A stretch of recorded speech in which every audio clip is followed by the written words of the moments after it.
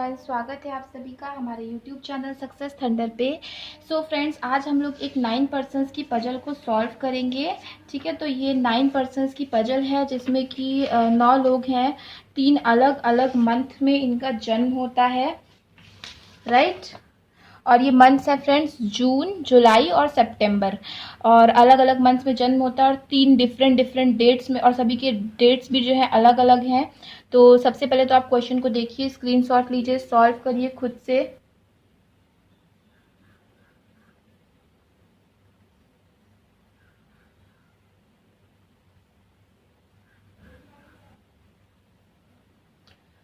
I hope friends कि अब तक आप लोगों ने क्वेश्चन को देख लिया होगा, खुद से सॉल्व कर लिया होगा। तो चलिए अब हम लोग मिलके इस क्वेश्चन को सॉल्व करने की कोशिश करते हैं, देखते हैं क्या कुछ अप्रोच होनी चाहिए इसको सॉल्व करने के लिए। सो फ्रेंड्स, में लिखा हुआ है there are 9 persons that is TUVXYZA B and C are born on different dates in 3 different months. ठीक है, 9 लोग हैं, ये लोग अलग अलग डिफरेंट डिफरेंट डेट्स में जन्म लेते हैं और डिफरेंट डिफरेंट मंथ्स में जन्म लेते हैं। ठीक है, मंथ्स देखिए क्या क्या है, June, July and September, but not necessarily in the same order. लेकिन ज़रूरी नहीं फ्रेंड्स कि इसी क्रम में हो ये। 3 persons born in any of the month. ठीक है, किसी भी महीने में 3 लोग जन्म लेते हैं, राइट। हर एक महीने में 3 लोग जन्म लेते हैं। चूंकि हमारे पास महीना 3 ही है, जून, जुलाई और सितंबर, तो ऑब्वियस सी बात है कि एक एक महीने में 3 लोग ही जन्म लेंगे। One who born on 11th born before the one who born on 17th। अगर कोई बंदा 11 तारीख को जन्म ले रहा है तो वो 17 तारीख में जन्म लेने वाले बंदे से पहले जन्म ले रहा है। ठीक है, ओके। 1 पर्सन, अच्छा, डेट डिफरेंट डिफरेंट डेट्स है। अभी डेट हमें पता नहीं है, बस हमें पता है मंथ, और पर मंथ में 3 लोग आएंगे, 3 लोग जन्म लेंगे। ठीक है, तो चलिए हम लिख लेते हैं June, July and September, sorry, July and September. यहाँ पे मैंने फ्रेंड्स जगह छोड़ी है ताकि हम लोग पर्सन्स को एडजस्ट कर सकें। देखिए कैसे,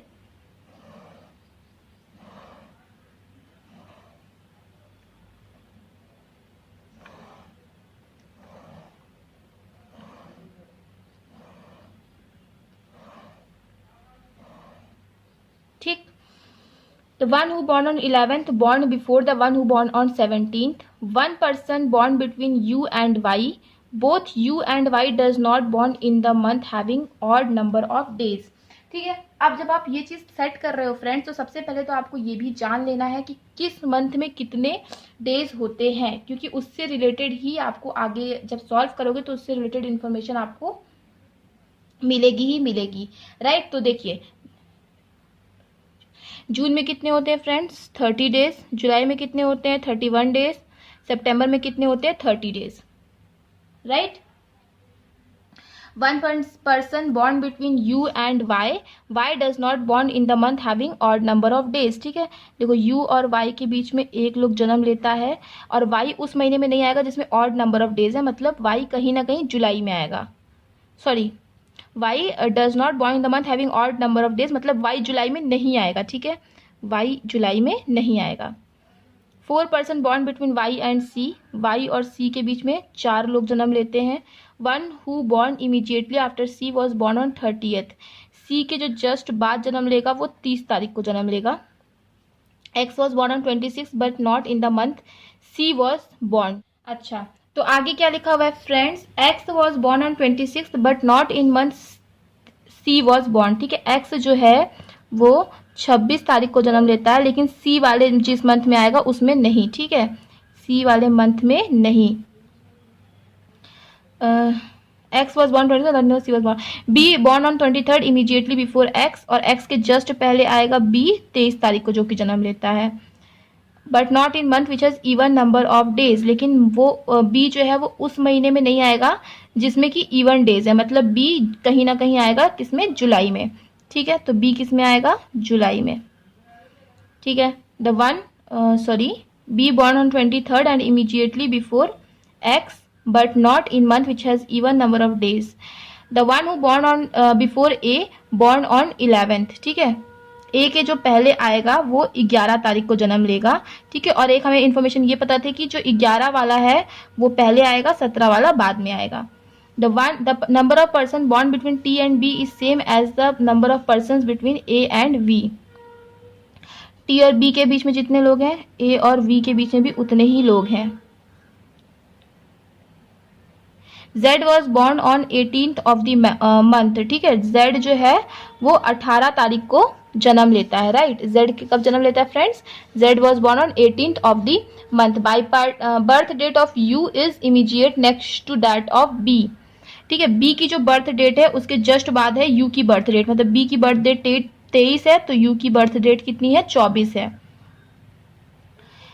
Only one person born between X and V and both were not born in same month, ठीक है। X और X के बारे में क्या इन्फॉर्मेशन दी है, ये है।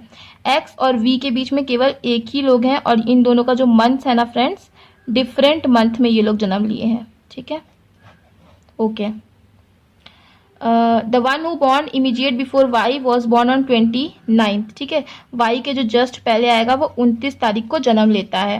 One of the person born on 17th of the month in the month of June, ठीक है। 17 वाला कहाँ पे आएगा? जून वाले मंथ में आएगा, ठीक है। 17 वाला जून के मंथ में आएगा। There are as many days between birth days of Y and Z as between Z and U. Y और जेड की जो बर्थ डे है, ठीक है, बर्थ डेज जो है वाई और जेड की, उनके बीच में उतने ही डेज है जितने कि जेड और यू के बर्थ डेज में है।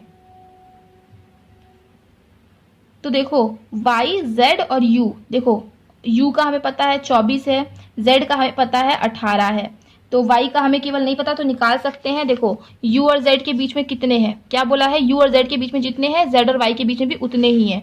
तो यू और जेड के बीच में 6 दिन का डिफरेंस है, इसका मतलब y और z के बीच भी 6 दिन का डिफरेंस रहेगा। तो देखो z है 18, u है 24, अब आपको निकालना है y का। u और z के बीच में कितना है? 6 दिन का डिफरेंस है, मतलब y और z के बीच में भी 6 दिन का डिफरेंस रहेगा। तो अगर आप 18 में 6 जोड़ोगे तब तो 24 आएगा, दोनों का तो सेम हो नहीं सकता है बर्थ डेट्स, तो इसमें से हमको 6 घटाना पड़ेगा, मतलब y का आ जाएगा 12, ठीक है। y का क्या है फ्रेंड्स? 12, जहाँ पे भी y है वहाँ पे आप 12 लिख दो। अच्छा, वाई के जस्ट पहले किसको आना था फ्रेंड्स? 29 तारीख वाले को, ठीक है, ये 29 है, ठीक है। यहाँ से हमारा इंफॉर्मेशन खत्म। यहाँ से अब हम शुरू करेंगे क्वेश्चन को सॉल्व करना। तो देखिए हमें ये चीज़ पता है कि बी जो है वो 23 तारीख को जन्म लेता है और वो कहीं ना कहीं उसका जो जन्म हो रहा है वो हुआ है जुलाई में, राइट। तो चलिए, हो सकता है बी 23 इधर आ जाए, ठीक, हो सकता है B23 इधर आ जाए, ठीक, और हो सकता है B23 इधर आ जाए। अच्छा, B23 के जस्ट नीचे आएगा X26, ठीक, X26, X26। अच्छा, X और V के बीच में एक का गैप है मगर डिफरेंट मंथ्स में है दोनों, मतलब X एक छोड़ के V ऊपर भी आ सकता है, एक छोड़ के V नीचे भी आ सकता है, दोनों ही पॉसिबिलिटीज अभी हमारी बन रही है, ठीक है। अब इसमें x एक छोड़ के v नीचे तो आ सकता है मगर एक छोड़ के v ऊपर नहीं आ सकता, क्यों? क्योंकि फ्रेंड्स हमारे पास फिर क्या हो जाएगा, x और v का मंथ सेम हो जाएगा तो ये नीचे आ जाएगा।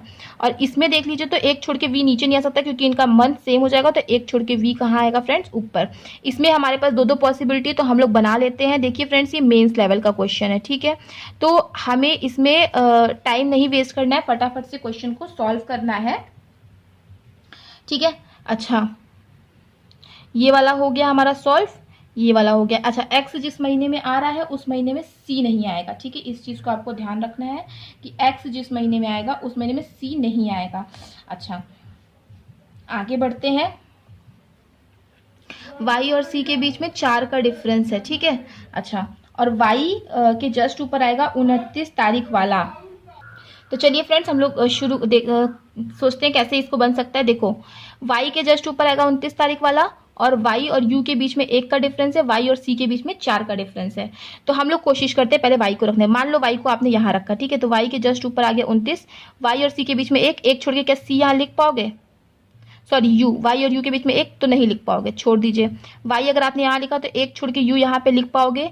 y का जो है वो 12 है, ठीक है, और y के जस्ट ऊपर आ जाएगा 29 तारीख वाला, और फिर 1 एक छोड़ के u आप लिख सकते हो, फिर 1 2 3 4 छोड़ के आप सी भी लिख सकते हो, लेकिन सी के नीचे देखो 30 को आना है, तो क्या सी के नीचे जस्ट 30 लिख पाओगे? नहीं लिख पाओगे, तो ये भी आप छोड़ दीजिए। वाई को यहाँ लिखोगे तो ऊपर 29 नहीं लिख पाओगे, वाई को यहाँ लिखोगे तो ऊपर 29 तो लिख लोगे, फिर वाई एक छोड़ के यू नहीं लिख पाओगे, तो ये भी कैंसिल। वाई यहाँ लिखोगे, एक छोड़ के यू नहीं लिख पाओगे, तो मतलब इसमें कहीं पे भी आप वाई को नहीं फिट कर पा रहे हो। अब हम लोग बढ़ते हैं नेक्स्ट पे।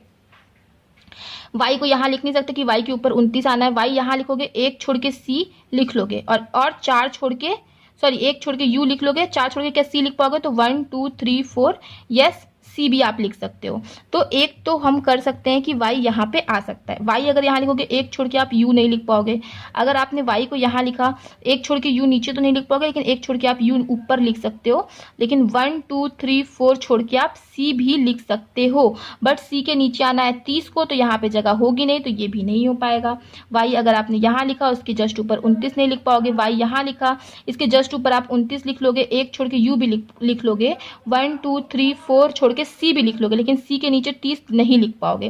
तो इसलिए वाई की यहाँ पे केवल एक ही जगह बनेगी, तो यहाँ पे हमने नोट कर लिया है वाई 12 यहाँ पे आएगा 29 वाला, एक छोड़ के u आ जाएगा यहाँ पे, u का जो है वो है 24, और 1 2 3 4 छोड़ के ये हो गया c, और c के जस्ट नीचे आ गया 30, राइट। अच्छा, c और x का महीना सेम नहीं होना है, तो वो भी हमारा सही है। अब तक सब कुछ सही है, ठीक है। अब हम लोग आगे बढ़ते हैं, इसमें y को फिक्स करने की कोशिश करते हैं। y यहाँ लिख नहीं सकते, यहाँ पे लिखोगे, एक छोड़ के आप u लिख लोगे, 1 2 3 4 छोड़ के आप c नहीं लिख पाओगे। y को यहाँ लिखा तो एक छोड़ के u लिख लोगे, 1 2 3 4 छोड़ के c लिख लोगे, लेकिन देखो c का और x का महीना सेम नहीं होना है, तो यहाँ c और x का महीना सेम हो जाएगा, तो गलत हो जाएगा, तो y यहाँ पे भी नहीं लिख सकते। y यहाँ पे लिखोगे तो एक छोड़ के u तो लिख लोगे, ठीक है, एक छोड़ के u तो लिख लोगे, और ऊपर c जाएगा नहीं, तो 1 2 3 4 c नीचे भी नहीं जा सकता, मतलब यहाँ पे भी आपका कहीं जगह नहीं बैठ पा रहा है y को लिखने का। y यहाँ लिखोगे तो एक छोड़ के c ना तो नीचे ना तो ऊपर, कहीं पे भी y एक छोड़ के c नहीं लिख पाओगे। y यहाँ लिखोगे अगर आप, तो सॉरी एक छोड़ के u नहीं लिख पाओगे। y अगर आपने यहाँ लिखा तो y के जस्ट ऊपर 29 नहीं आ पाएगा, y यहाँ लिखोगे, एक छोड़ के u आ जाएगा, ठीक है, लेकिन 1 2 3 4 छोड़ के c ये भी आ जाएगा, ठीक है, अगर आपने y को यहाँ पे लिखा तो। अच्छा, y को यहाँ लिखोगे, एक छोड़ के आप c लिख लोगे, सॉरी u लिख लोगे, 1 2 3 4 छोड़ के आप c नहीं लिख पाओगे। y को यहाँ लिखोगे तब भी 1 2 3 4 छोड़ के आप c कहीं नहीं लिख पाओगे, तो एक ही जगह बची कि y को आप यहाँ लिख दो, 1 2 3 4 छोड़ के c यहाँ पे, c के जस्ट नीचे यहाँ आ जाएगा 30, एक छोड़ के u यहाँ पे आ जाएगा, u के बगल 24, y के बगल 12, ठीक, ये वाला सॉल्व हो गया।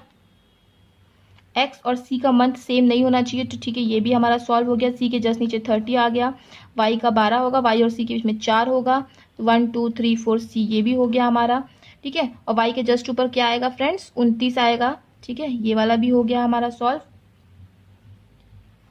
अच्छा, और a के ऊपर आना है 11 को, अभी तो हम इसको फिक्स किए नहीं है। y का 12 हो गया, z का 18 हमें पता ही है, u का 24 हो गया, ये भी हमें पता ही है। अब हमारे पास केवल 2-3 चीजें बची हैं सेट करने को। देखो, 11 के बाद आना है 17 को, ठीक है, और a के ऊपर आना है 11 को। देखो 11 कहाँ कहाँ आ सकता है? 11 यहाँ आ सकता है, 11 यहाँ आ सकता है, ठीक है।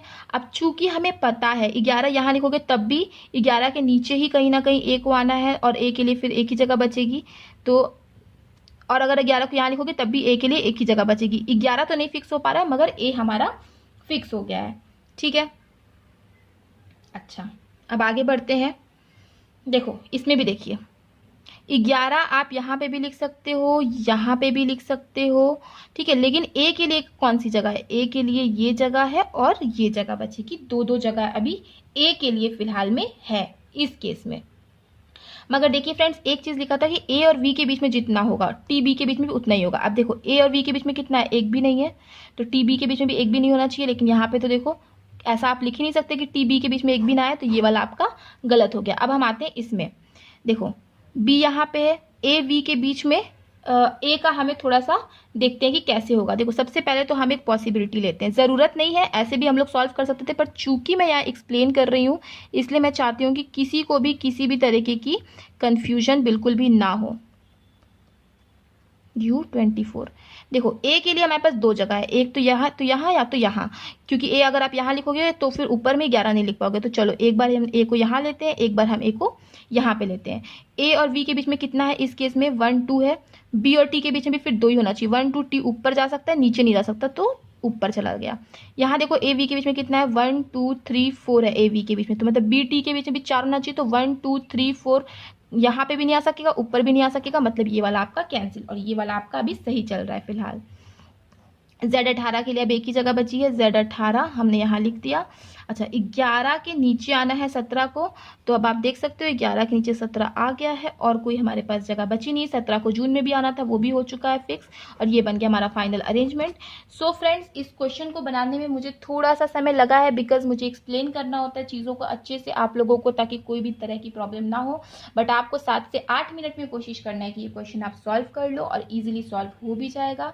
सो आई होप फ्रेंड्स कि आपको आज का सेशन समझ में आया हो, चीज़ें समझ में आई हो, चीज़ें क्लियर है। तो वीडियो को लाइक करना, शेयर करना और चैनल को सब्सक्राइब करना मत भूलिएगा। मिलते हैं अपने नेक्स्ट वीडियो में। Thank you so much for watching.